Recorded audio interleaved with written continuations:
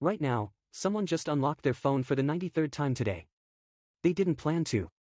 They didn't need anything specific. Something invisible pulled them back, the same way it pulled them back an hour ago, and the hour before that. They picked it up without thinking, scrolled for a few minutes, put it down, and then, 20 minutes later, picked it up again. Here's what's strange about that number. 93 times. That's what research from Asurion, a technology research firm, found when they studied the average American's daily phone behavior in 2019. 93 unlocks per day. Every 11 minutes, on average, when awake. And most people, when told this number, say the same thing: that can't be me. I don't use my phone that much. But they do. Because the system was specifically designed so that you wouldn't notice. The average adult in the United States now spends over 7 hours a day looking at a screen. That's more time than most people spend sleeping. More time than they spend with their families. More time than any single productive activity in their lives. In the United Kingdom, in Canada, in Australia, the numbers are nearly identical. But this isn't a story about screen time statistics. This is a story about the invisible architecture hidden behind that screen. A system built deliberately, systematically, by some of the most brilliant engineers and behavioral scientists on the planet, a system designed not to inform you, not to connect you, but to make stopping feel neurologically impossible. And here is the part that changes everything. The people who built it didn't stumble into this by accident. They didn't optimize their way into causing harm without realizing it. Many of them understood exactly what they were building. Some of them said so, publicly, years after the damage was already done. This is the story of how the most sophisticated psychological trap in human history was built, funded, scaled to 5 billion POP. Low, and hidden inside a device that never leaves your pocket. By the end of this, you will never look at your phone the same way again. Let's start with something you've probably never been asked to examine directly. Think about the last time you sat with nothing to do and didn't reach for your phone. Not in a meditation retreat. Not when you were forced to. Just an ordinary Tuesday. A moment of quiet. A few minutes with no task, no obligation. What did you do? If you're like most people, the phone came out within 30 seconds. Maybe 20. Maybe you didn't even make a conscious decision. Your hand just moved. That reflex, that automatic, preconscious reaching, is the most important behavior that the technology industry has produced in the last 15 years. Not a product. Not a feature. A reflex. A trained motor response so deeply embedded in your daily life that it no longer requires a thought to initiate. Psychologists have a name for this kind of behavior. They call it automaticity. Actions that have been repeated so many times, in such consistent contexts, that the conscious mind stops supervising them. You don't decide to reach for your phone any more than you decide to blink. The decision was made, and then it was automated, and then the automation became invisible. Here's where it gets uncomfortable. The research on habit formation is clear: automaticity takes time to develop, and it requires a reliable trigger. Someone or something had to create the conditions that made you practice picking up your phone dozens of times per day until it became unconscious. That someone was not you. A 2019 study from researchers at King's College London surveyed over 1,000 adults and found that 1 in 4 described their smartphone use as genuinely compulsive. They wanted to stop. They knew, in many cases, that they were using it too much. They just couldn't. The study used clinical language typically reserved for behavioral addictions: the inability to control use despite negative consequences, preoccupation with the behavior, continued use in situations where it was clearly harmful. 1 in 4. That is not a personality flaw distributed across a quarter of the population. That is a designed outcome. But to understand why, to really understand the machinery behind what happens when you pick up your phone, you have to go back much further than Silicon Valley. You have to go back to a laboratory at Harvard in the 1930s. And you have to meet a psychologist who was studying rats. Because what he found in that laboratory is the single most important discovery underlying everything that will follow in this story. Burrhus Frederick Skinner was not a dramatic man. He was methodical, precise, and deeply skeptical of anything that couldn't be observed and measured. He didn't believe in talking about the interior life of animals, their feelings, their intentions, their consciousness. He believed in behavior. What organisms did. Under what conditions. With what results. In the late 1930s and early 1940s, Skinner was studying a seemingly straightforward question: what are the most effective ways to shape behavior through rewards? He used pigeons and rats. He built small chambers, later called Skinner boxes, where an animal could press a lever and receive a food pellet. Simple enough. But Skinner was interested not just in whether the animal would press the lever, but in how the reward schedule changed the nature of the behavior. He tried consistent reward: press the lever, always get food. The animal pressed the lever when it was hungry. straightforward and rational. He tried fixed interval reward. Food appears every 60 seconds regardless of lever presses. Animals stopped pressing between rewards. Efficient but not compelling. Then he tried something different. He made the reward random. Press the lever and sometimes you get food. Sometimes nothing. Sometimes a large amount. Sometimes after 2 presses, sometimes after 20. No pattern. No way to predict. Pure variability. What the animals did next was unlike anything he had seen. They pressed the lever constantly. Obsessively. Far past the point of hunger. Even when the food stopped coming entirely, they kept pressing, far longer and more persistently than animals trained on any other reward schedule. They showed behavioral patterns that, in a clinical context, would look indistinguishable from compulsion. Skinner called this a variable ratio reinforcement schedule. And he described it, in his 1938 book The Behavior of Organisms, as producing the most persistent and compulsive behavior of any conditioning pattern he had ever observed. This was not a footnote. This was one of the most robust findings in behavioral psychology, replicated thousands of times, across dozens of species, and labs around the world for the next 80 years. And for most of those 80 years, its primary commercial application was the slot machine. Walk into any casino in Las Vegas or Macau or Monte Carlo, and you are surrounded by variable ratio reinforcement machines. The spin might pay out. It might not.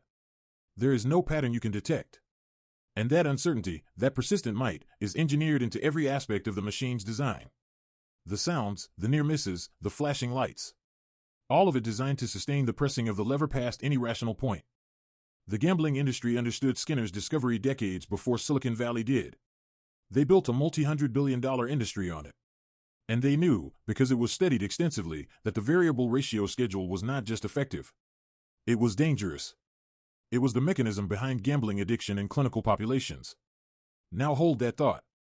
Because something was about to happen that would take Skinner's discovery out of the casino and put it in the pocket of every human being on Earth. In 2003, a professor at Stanford University named B.J. Fogg founded a laboratory unlike anything that had existed before at a major research university.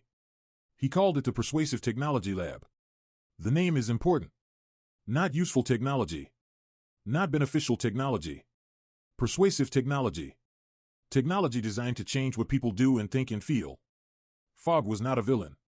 By every account, he was a genuine and idealistic researcher who believed that technology, if designed thoughtfully, could help people form healthy habits, exercise more, eat better, manage their finances. He believed in the power of design to nudge behavior toward good outcomes. What he built, however, was a toolkit. A set of frameworks for using technology to influence human behavior. The most famous of these was the Fogg behavior model, which described behavior as a function of 3 variables: motivation, ability, and triggers. Make something easy enough, motivating enough, and triggered at the right moment, and behavior will follow reliably. His lab became one of the most sought-after academic programs in Silicon Valley. Tech companies sent engineers. Entrepreneurs came to study. Graduate students published papers that circulated through the industry. And one of the people most deeply influenced by Fogg's work was a writer and product designer named Nir Eyal. Eyal spent years in Silicon Valley studying why some technology products became habits and others didn't. He read The Behavioral Science. He interviewed product managers at the most successful companies. And in 2014, he published a book called Hooked: How to Build Habit-Forming Products. Hooked became one of the most widely read books in the technology industry. It was assigned at business schools. It was cited in product strategy documents. It was read by the teams building the apps you use every day. Its central argument was this: the most successful technology products were not just useful, they were habit-forming. And habit formation could be engineered using a 4-part loop. He called it the Hook model. The 4 steps were trigger, action, variable reward, and investment. Trigger: something prompts the user to open the app. A notification. A moment of boredom. A social cue. Action: the user does the simplest possible thing. A tap. A swipe. A scroll. Variable reward: the user receives something unpredictable. A funny post. A piece of news. A notification that someone liked their photo. Or nothing, which just makes the next check more urgent. Investment: the user puts something into the product that makes them more likely to return. A profile. A connection. Content they've created. Data that now lives inside the platform. Variable reward. Step 3 of the most influential product design framework in Silicon Valley history. Skinner's rats. the slot machine, and now your phone. The mechanism had moved from the laboratory to the casino to the most personal device you own. And it was about to be deployed at a scale that no single behavioral scientist had ever imagined. To understand why this mechanism is so powerful, why it works not just on rats but on human beings with decades of education and every reason to know better, you need to understand what is actually happening inside the brain when you scroll. Most people think dopamine is about pleasure. That when something good happens, dopamine releases, and that's what makes it feel good. That's wrong. Or more precisely, it's incomplete in a way that changes everything. A neuroscientist named Wolfram Schultz spent much of the 1980s and 1990s studying dopamine neurons in macaque monkeys. He would give a monkey an unexpected treat, a squirt of apple juice, say, and watch what happened in the brain. As expected, dopamine spiked. Reward delivered, dopamine released. Simple enough. But then Schultz added a signal. He paired the treat with a light that came on half a second before the juice arrived. He repeated this over many trials. And something extraordinary happened. The dopamine stopped spiking when the juice arrived. Instead, it spiked when the light came on.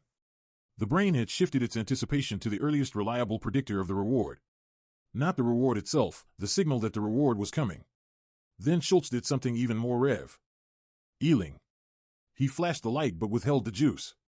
The expected reward didn't come. And dopamine didn't just return to baseline. It dropped below baseline, into a state that in human subjects correlates with craving, dissatisfaction, and a powerful urge to seek the missing reward.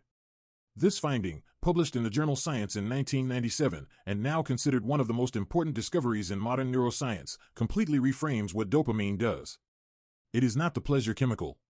It is the prediction and anticipation chemical. It fires in the gap between wanting and having. And when what was expected doesn't arrive, it creates a state of need. Now think about what happens when you check your phone. Every notification could be something important. Every scroll could surface something fascinating or funny or socially significant. Your brain has learned, from thousands of repetitions, that opening the app might produce a reward. So before you even look at the screen, dopamine is already priming your brain with anticipation. The might is the mechanism. And when the scroll produces nothing of interest, which it frequently does, the dopamine doesn't just return to normal. It drops. And that drop is what pulls you down the feed a little further. Maybe the next post. Maybe the one after that. The slot machine doesn't need to pay out every time. It just needs to pay out sometimes. Because the variability itself is what sustains the behavior. This is Skinner's rats. This is Schultz's monkeys. And this is you, at midnight, telling yourself you'll stop after one more post. But the engineers weren't relying on the algorithm alone to create this loop. They were building it into the physical interface of the device itself.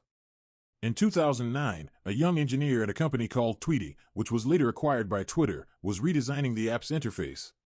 His name was Loren Brichter, and he faced a simple technical problem. When a user wanted to check for new tweets, what gesture should trigger the refresh? He invented pull to refresh. The downward swipe that you now use in almost every app on your phone.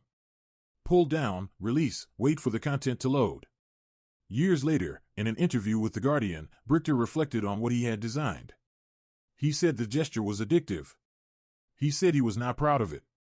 And he pointed out something that he admitted he had not intended but that had become impossible to ignore. The gesture of pulling down and releasing, waiting for new content to appear, is physically identical to pulling the handle of a slot machine.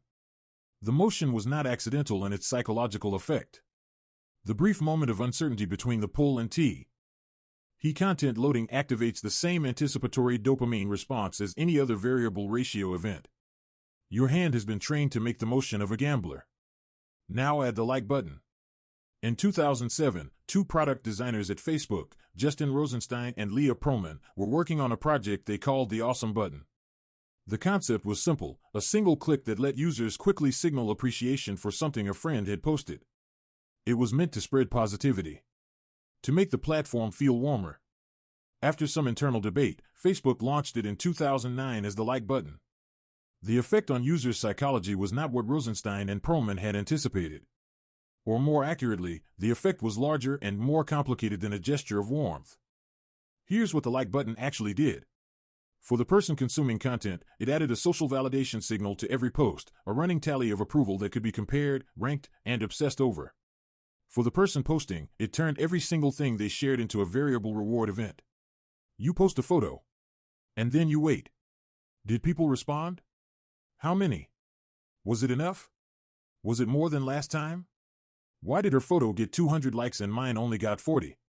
What was different about the photo? Should I delete it? You became the animal in the box. Your post was the lever press. The likes were the intermittent food pellets. And the uncertainty about whether they would come, and in what quantity, was the variable ratio schedule applied to human social belonging. This mattered more than it might seem. Because social belonging is not a preference. It is a biological need. Human beings evolved in small groups where exclusion from the community was effectively a death sentence. Our brains are not designed to treat social signals as optional. They treat them as survival information. When you don't get the likes you expected, your brain doesn't register mild disappointment. At a neurological level, it registers something closer to threat. And that threat response makes you reach for the phone again. Check again. Compare again. Rosenstein, the man who built the button, has spoken publicly about this. He said he installed specialized software on his own phone, a feature called DF YouTube, which removes the comment section and suggested videos, and a website blocker to keep himself off platforms he helped design. He said the like button, which he created with the best intentions, had become a source of compulsive anxiety he had to actively protect himself from. The inventor of the lever couldn't stop pressing it either. In November 2017, Sean Parker sat down for an interview with Axios journalist Mike Allen. Parker was a legend in Silicon Valley. He had co-founded Napster at 19, which upended the music industry. He had been the first president of Facebook, the person who, by his own account, helped shape its foundational strategy. He had made hundreds of millions of dollars. He was, by any measure, an insider. And in this interview, he said something that Silicon Valley had never said out loud. He said, "How do we consume as much of your time and conscious attention as possible?" He described this as the explicit question that Facebook's founders and early team had asked themselves. And he described the answer they landed on, the social validation feedback loop, as a product decision made with full awareness of what it would do to human psychology. He used the phrase a vulnerability in human psychology. Not a feature. A vulnerability. Something to be exploited, not protected. He said, God only knows what it's doing to our children's brains. This was not a whistleblower speaking from outside the system. This was one of the architects of the system, years after the money had been made and the damage had been done, choosing to say what had happened. And Parker was not the only one. To understand why the system was designed this way, you have to understand the economic model that had crystallized across the internet by the early 2010s. Because it was this model, not any individual engineer's intentions, that made the psychological exploitation not just possible, but mathematically inevitable. In the early days of the commercial internet, companies made money in more or less familiar ways. You paid for software. You subscribed to services. You bought things. The money came from value delivered. But a different model had been building since the early days of Google. If you could offer a service for free and attract enough users, you could sell access to those users to advertisers. Not access to their money. Access to their attention. The more time they spent on your platform, the more ads they saw, the more money you made. This model scaled enormously. Google built a search engine so useful that hundreds of millions of people used it for free and became one of the most valuable companies in history by selling the attention of those users to advertisers. Facebook, Twitter, Instagram, YouTube, TikTok, all of them operate on the same fundamental principle. Author and historian Tim Wu documented this model exhaustively in his 2016 book The Attention Merchants. His central argument was that the commodification of human attention was one of the defining economic transformations of the 20th century, and that it had been underway long before the internet, in radio, in television, in newspapers. What the internet did was perfect it. And what mobile did was make it continuous. In the old attention economy, you captured someone's attention for a few hours in the evening when they watched television. In the new one, you had access to them at every moment of every day. While they were supposed to be working. While they were supposed to be sleeping. While they were sitting across from someone they loved. The economic incentive was now perfectly clear. Every additional minute someone spent on your platform was revenue. Every minute they spent doing something else was money left on the table. This is the moment the engineering became adversarial.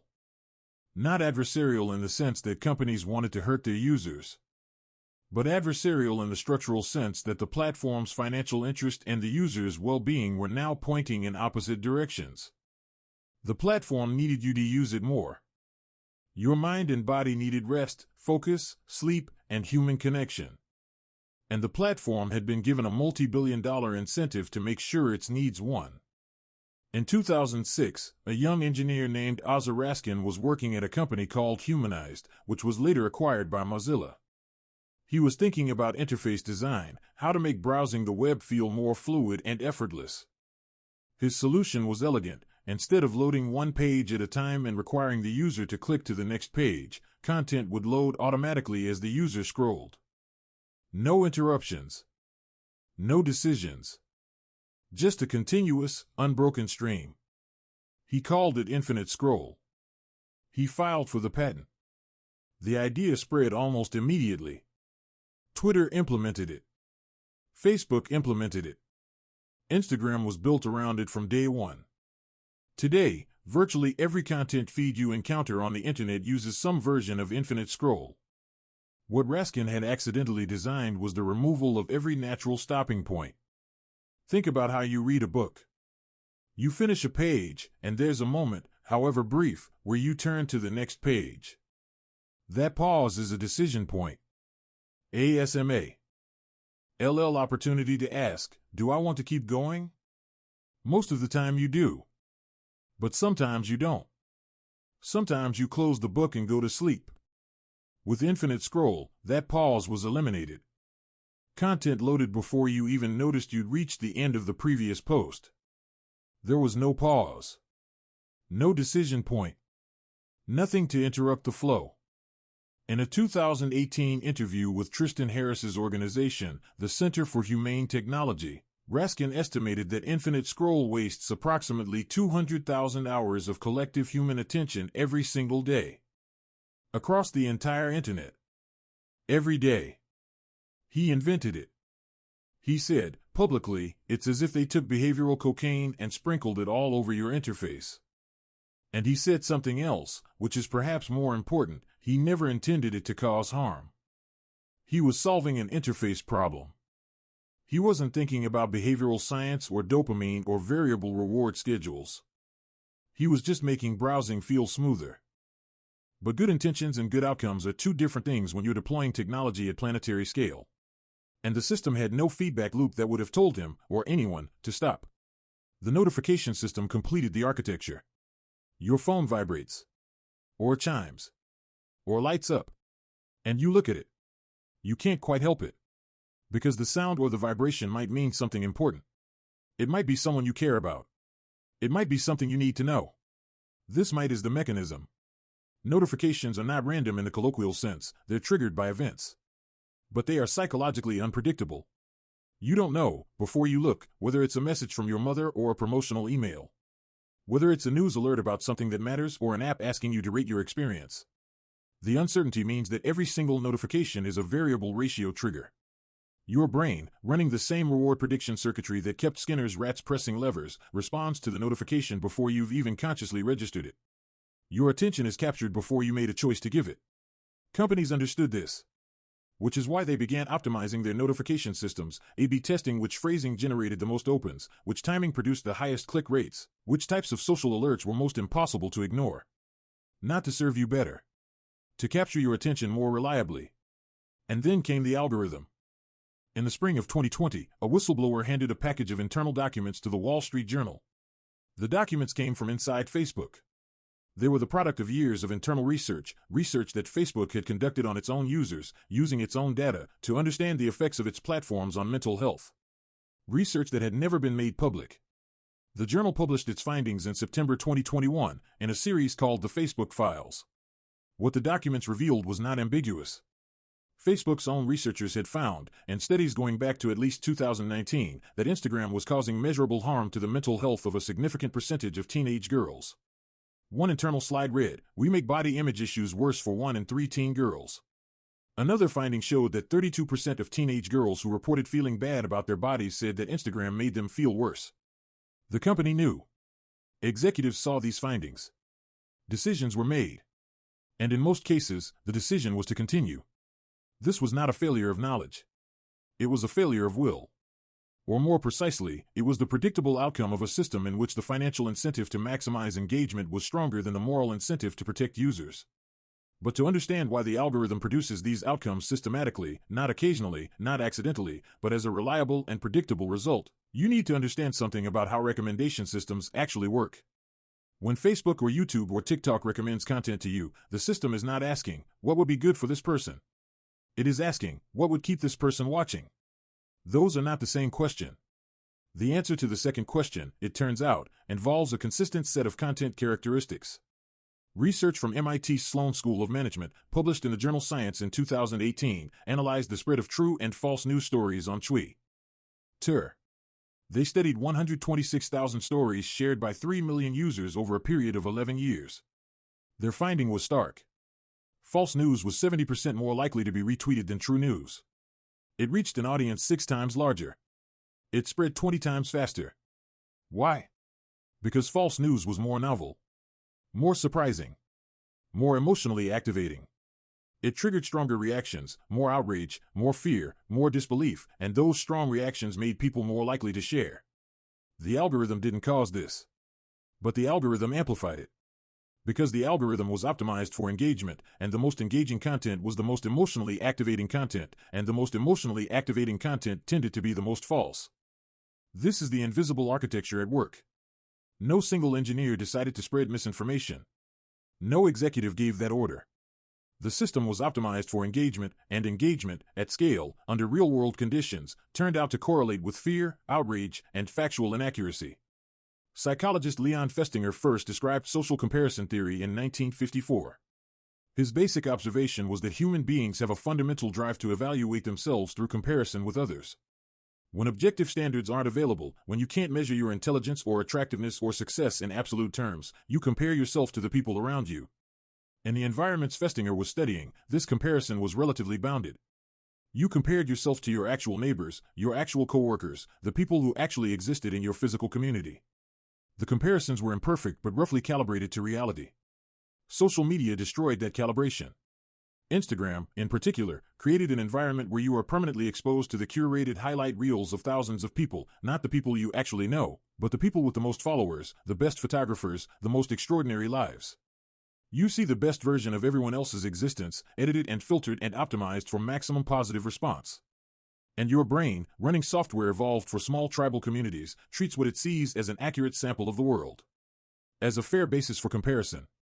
A 2020 study published in Computers and Human Behavior analyzed over 12,000 responses and found that for every 30 additional minutes per day of Instagram use, the probability of reporting depressive symptoms increased by 13% in adolescent girls. That is a large effect, measured with precision, replicated across multiple studies.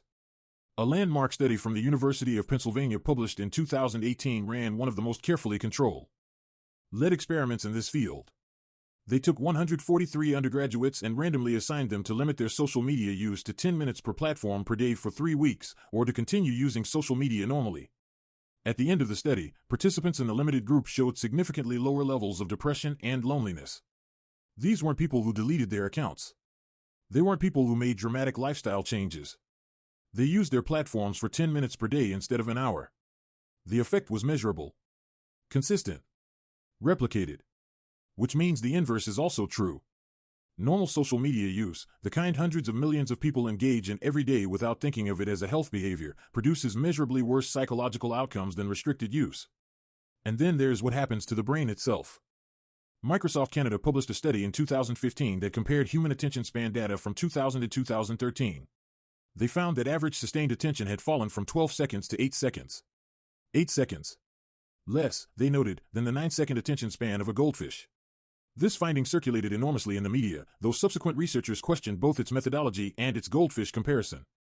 What subsequent research has confirmed, more carefully, is something slightly different, not that attention span in the clinical sense has shortened, but that habitual media multitasking, switching rapidly between streams of content, consuming in fragments, changes how the brain allocates attention over time. Researcher Clifford Nass at Stanford studied media multitaskers extensively before his death in 2013. He expected to find that people who regularly juggled multiple media streams would be better at filtering information and switching tasks. What he found was the opposite. Heavy media multitaskers were worse at filtering out irrelevant information. They were worse at focusing. They performed worse on tasks requiring sustained attention. They had apparently trained themselves, through thousands of hours of fragmented content consumption, to be distracted. Not less capable. Differently habituated. Their brains had learned to expect interruption, to anticipate novelty, to treat sustained focus as the state to be escaped rather than the state to be maintained. What happens to a society when several billion of its members are simultaneously subjected to systems designed to maximize emotional activation, suppress sustained attention, promote social comparison, and amplify outrage? We're finding out. Political polarization in the United States has been tracked carefully by the Pew Research Center since the 1990s. In 1994, roughly 17% of Republicans held views that were consistently more conservative than the median Democrat, and vice versa. By 2022, that number had risen to over 60%. More significantly, the share of each party that views the opposing party not just as wrong but as a threat to the nation's well-being has more than tripled since the early 2000s. Those years map almost exactly onto the rise and mass adoption of social media. This correlation has been studied extensively. A 2018 paper in the American Economic Review, one of the most rigorous journals in social science, ran a field experiment in which they paid participants to deactivate Facebook for 4 weeks before the 2018 U.S. midterm elections. The results were significant. Deactivation reduced news consumption and political news in particular. It reduced political polarization as measured by a standard scale. And it reduced anxiety and increased subjective well-being. Removing Facebook for 4 weeks made people less polarized and happier. Across a sample that included people of all political affiliations. But the consequences extend beyond politics. Sleep is the foundation of physical and cognitive health. Without it, virtually every system in the body degrades: immune function, memory consolidation, emotional regulation, cardiovascular health. Most adults need 7 to 9 hours per night. Most Americans get significantly less. Sleep researchers at the University of California, San Francisco, found in a 2019 study that for each additional hour of smartphone use in the 2 hours before bed, both sleep quality and sleep duration declined significantly. Blue light suppression of melatonin plays a role. But the more significant factor was psychological activation. The emotional arousal produced by social feeds kept the brain's threat detection systems engaged past the point where natural sleep onset could occur. Chronic sleep deprivation doesn't feel like a crisis. It feels like being slightly tired, slightly foggy, slightly less sharp than you were. You adapt to it. Your baseline shifts. You lose the memory of what full cognitive function felt like. And you go on, slightly diminished, not knowing how much the machine in your pocket is costing you. The consequences for young people are more acute. Jean Twenge, a psychologist at San Diego State University, has spent years analyzing generational data on mental health. In her 2017 book iGen, she documented a set of changes in adolescent well-being that began, with striking precision, around 2012, the year smartphone ownership became common among American teenagers. Between 2012 and 2018, the rate of major depressive episodes among adolescent girls increased by 66%. Suicide rates among girls aged 15 to 19 increased by 70%. Rates of anxiety disorders climbed. Self-harm rates climbed. Rates of loneliness climbed, even as social media platforms presented themselves explicitly as tools for connection. Twenge was careful to note correlation, not causation. But the timing, the consistency across demographic groups, the replication in multiple countries that experienced smartphone adoption at different times, all of it pointed in the same direction. The machine was not neutral. It was not merely a new communication tool, like the telephone, that changed behavior at the margins. It had penetrated to the core of how young people experienced themselves, compared themselves to others, sought validation, and understood their place in the world. And at that depth of penetration, the variable ratio reinforcement mechanism, the social comparison engine, and the anxiety-amplifying algorithm were producing consequences that measured in years and decades, not minutes. And then there's what happened to economic behavior. Economists at the National Bureau of Economic Research conducted a study of schools in England and Wales that banned smartphones, comparing student performance before and after the ban. They found that test scores improved significantly after the ban, and that the improvement was 3 times larger for students who had been the lowest performing before the ban. The students who struggled most academically benefited most from the removal of the device, which suggests that the device's greatest cost was borne by those least equipped to manage its demands on their attention.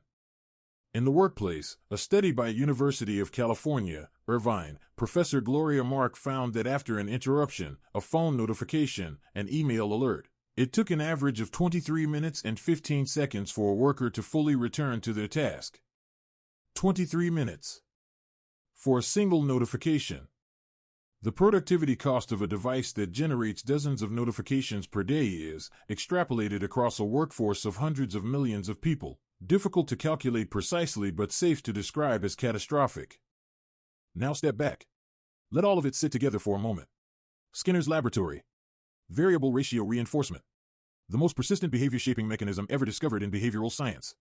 B.J. Fogg's Persuasive Technology Lab at Stanford. The systematic application of behavioral psychology to technology design. A generation of engineers trained in the science of influencing human behavior. Nir Eyal's hook model. Variable reward at the center of the most widely used product design framework in the technology industry. Justin Rosenstein's like button. Every social post turned into a variable reward event. Human social belonging, one of the deepest biological needs, made into a lever in Skinner's box. Loren Brichter's pull to refresh gesture. The physical motion of a slot machine handle, trained into billions of users as their primary interface with information. Ozzy Raskin's infinite scroll. Every natural stopping point removed. Every moment of friction, every pause where you might have asked yourself whether you actually wanted to continue, eliminated. The notification architecture. Every buzz and chime is an unpredictable variable trigger. Your unconscious attention is captured before you make a deliberate choice. The attention economy. A financial model in which your time is the product, your attention is the commodity, and every additional minute you spend on a platform is revenue. Making the interests of the platform and the interests of the user structurally opposed. The recommendation algorithm. Optimized for engagement. Which in practice means optimized for emotional activation. Which in practice means systematically amplifying outrage, fear, and social anxiety over measured, nuanced, or calming content. Sean Parker's admission. The explicit, deliberate exploitation of a vulnerability in human psychology, described in his own words. Facebook's internal research. The documented evidence that the company knew it was causing harm to young Wong. And continued. MIT's misinformation study. False news spreading 6 times further than true news because the algorithm rewards emotional intensity over accuracy. Pew's polarization data. Democratic society fragmenting along partisan lines at historically unprecedented speed during the exact years of social media's rise. Twinge generational data. A 66% increase in adolescent depression among girls. A 70% increase in suicide rates. Timed almost precisely to the year smartphones became universal. Now look at all of it as a single system. At every level, the individual, the social, the political, the institutional, a set of invisible forces has been shaping human behavior and human society with extraordinary power. These forces were not elected. They were not debated. They were not disclosed. They were engineered, patented, A/B tested, and deployed at planetary scale by a small number of private companies optimizing for a single metric, engagement. Not health. Not truth. Not democracy. Not the flourishing of the people using the product. Engagement. Everything else, the depression, the polarization, the sleep deprivation, the distorted sense of self, the erosion of sustained attention, the amplification of misinformation, was not the goal. It was the byproduct. The cost that was borne by users, by societies, by children, while the companies that generated it extracted trillions of dollars in shareholder value. Here is the hidden pattern. The technology was never designed to serve you. It was designed to extract value from you. The mechanism of extraction was your attention. And the most reliable way to capture your attention, at scale, continuously, was to exploit the same neurological architecture that makes a rat press a lever compulsively in an empty box. You were not the customer. You were the livestock. And the most sophisticated part of the system, the part that makes it genuinely disturbing rather than merely cynical, is that it was designed to be invisible. The automaticity. The reflex. The sense that you're choosing to pick up your phone when in fact the choice was made for you, thousands of times, until choosing became unnecessary. In 2018, Tristan Harris testified before the United States Senate Committee on Commerce, Science, and Transportation. Harris had been a design ethicist at Google. He had spent years inside the system trying, from within, to make technology more humane. He had circulated an internal presentation at Google, called A Call to Minimize Distraction and Respect Users' Attention, that laid out in precise detail how technology design was exploiting psychological vulnerabilities. He had been listened to politely and largely ignored. He left Google in 2016 to found the Center for Humane Technology. In his Senate testimony, he described what he called the race to the bottom of the brainstem. The idea that as competition for human attention intensified, as the tools FO are capturing attention became more powerful, and as the financial rewards for maximizing engagement grew larger, every platform was incentivized to appeal to ever more primitive neurological drivers. Not your prefrontal cortex, the seat of deliberate reasoning, long-term planning, and considered judgment. The brainstem. The amygdala. The ancient threat detection and reward-seeking circuitry that evolution built over millions of years for survival in a world that no longer exists. The most advanced technology ever created by human civilization had been systematically optimized to bypass human reason and speak directly to human instinct. The better it got at doing this, the more money it made. And there was no mechanism, regulatory, competitive, or moral, powerful enough to stop it. This is the hidden signal behind all the others. Not just that social media is bad for you. Not just that the algorithm amplifies extremism. Not just that teenagers are depressed. But that an entire architecture of human experience, how we get information, how we form opinions, how we understand our social standing, how we experience the passage of time, has been quietly redesigned by a handful of private companies, using the most sophisticated behavioral science in history, in service of a single interest that has nothing to do with human flourishing.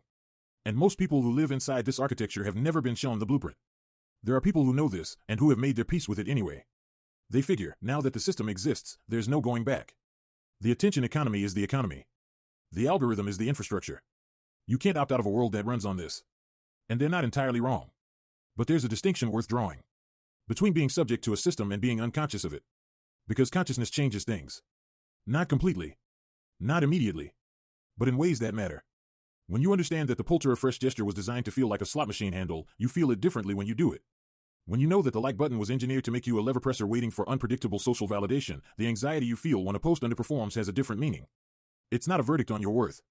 It's a conditioned response to a system that was built to produce exactly that feeling. When you know that the recommendation algorithm is not showing you what's true or important but what will keep you watching, you can hold what you see with different skepticism. Not paranoia. Clarity. This is not about moral superiority. It's not about willpower. It's about being an accurate observer of your own experience, understanding the forces acting on you so that you can make choices that are actually yours. The people who built these systems have, in many cases, quietly protected themselves and their families from them. Steve Jobs famously limited his children's use of the iPad. Evan Williams, one of Twitter's founders, has spoken about not allowing his children to use social media. Countless Silicon Valley executives send their children to schools that are explicitly screen-free. They built the box. They understand the lever. And they've made a different set of choices for the people they love. That information is not incidental. It is perhaps the clearest possible signal about what those who understand the system actually think of it. The path forward is not simple. Regulation in this space has been slow, inconsistent, and frequently outpaced by the technology itself. The economic incentives are enormous and entrenched. The platforms have become infrastructure, utilities in all but legal name, and unwinding them is not a matter of personal choice. But the first step is always the same. Before action, before policy, before anything structural can change, you have to see what's actually there. B.F. Skinner's rats pressed the lever because they couldn't see the box. They couldn't see the mechanism that was shaping their behavior. They had no frame of reference outside the system they were trapped in. You do. You can hold your phone right now and understand, with a precision that no other generation in history has had access to, exactly why you want to pick it up. The neurochemistry. The design decision. The financial model that profits from your compulsion. The human beings who built it and later expressed regret. That understanding doesn't eliminate the pull. But it changes your relationship to it. And changing your relationship to the most powerful behavioral shaping system in human history, even slightly, even imperfectly, is not a small thing. Here's the question worth sitting with tonight. If the platforms you use every day were optimized for your actual well-being, for your sleep, your relationships, your political understanding, your sense of self, instead of for your engagement, what would they look like? And what does it tell you about the world we've built that those two things are so different? If you've never asked that question before, that's not an accident. The system was designed so that you wouldn't. That's what Hidden Signals is for. Every video we make is about the invisible architecture shaping the world you live in, the psychological, economic, historical, and technological systems operating below the surface of daily life. The patterns that only become visible when someone takes the time to show you where to look. Subscribe. Because the signals are everywhere. And almost no one is pointing at them.